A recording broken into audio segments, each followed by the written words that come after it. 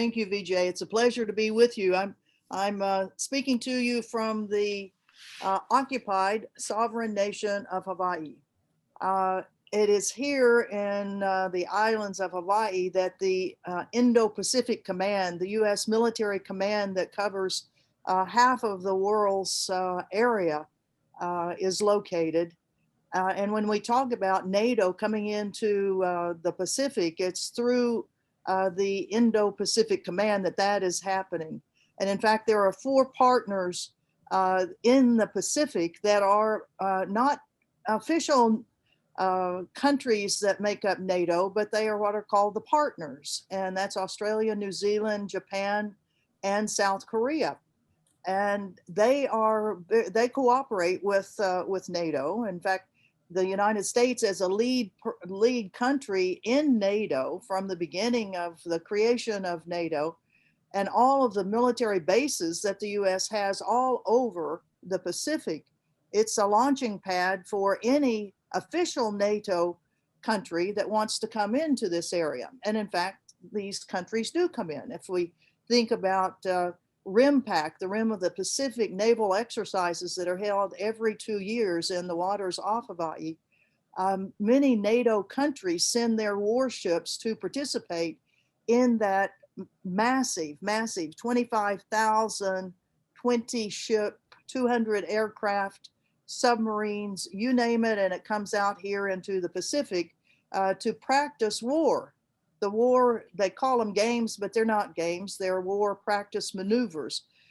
Those maneuvers are actually going on right now in the Western Pacific, which should give us all great pause, because the possibility of accident or perhaps intentional collision of any of the ships of the big armadas that are actually sailing in the South China Sea and up through the straits around Taiwan and then up toward Japan, where we have large US Navy armadas, not just one aircraft carrier, but there may be two carrier groups that are in that area, with the Chinese coming in with their armadas.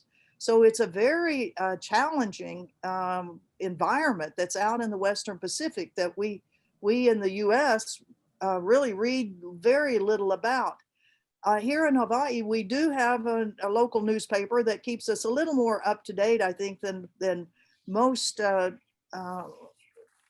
newspapers do. And it's been very interesting. About every other day, there's an article that comes out about what's going on, a little article about what's going on in the Pacific, but more articles about the weaponry. And as a retired Army officer, I'm very interested in all of this equipment and all of the new strategies that are coming up for the US military forces. And it's quite substantial. The US Marine Corps is totally revamping how it's doing things. It's giving up all of its land tanks, the giant tanks that were part of Gulf War I that raced across, tragically, across the Middle East and Iraq.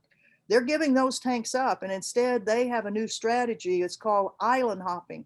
Small groups of Marines will go in new ships. I mean, part of this is who can get the most money out of the Congress for new weaponry. And so the Marines have decided to chuck their tanks, and instead they're going to go get new types of landing craft that will allow them to go on to small islands where they will wait for an enemy ship to come, and then they will attack the enemy ships from the small groups that are on the small islands. A little bit of a different strategy, almost maybe going back to like World War II in the Pacific. We also have new equipment coming in for the Air Force. For the very first time, Reaper assassin drones are going to be assigned out in the Pacific.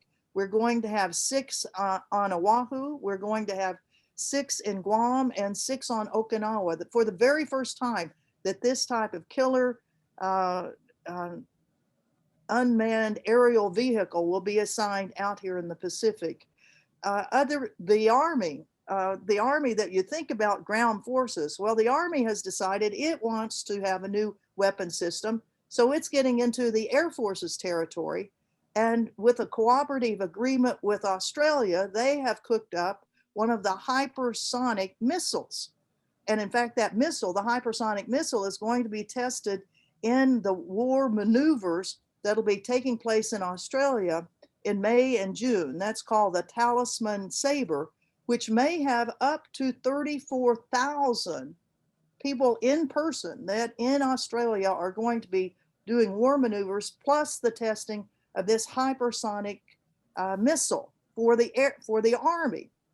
And then everybody wants involved in this. So the Coast Guard now, the Coast Guard is taking up many more military missions in the Western Pacific. We have 3 new Coast Guard cutters here assigned in Honolulu, and there are new Coast Guard cutters that are out in Guam. And these are taking on military type missions. So it's quite a field out here in the Pacific.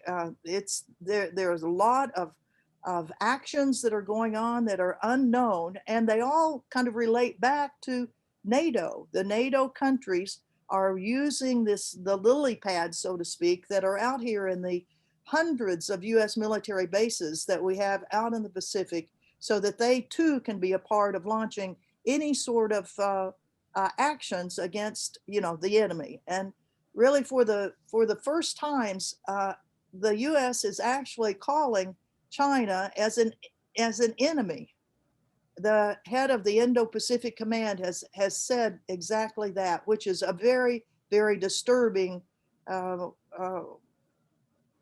use of the language. I mean, it's calling China an enemy, which we certainly do not feel. I mean, there's challenges on both sides, the West and China, on a variety of issues. But as another part of my career as a diplomat, we ought to be resolving these issues without killing each other and without war potentially on the horizon.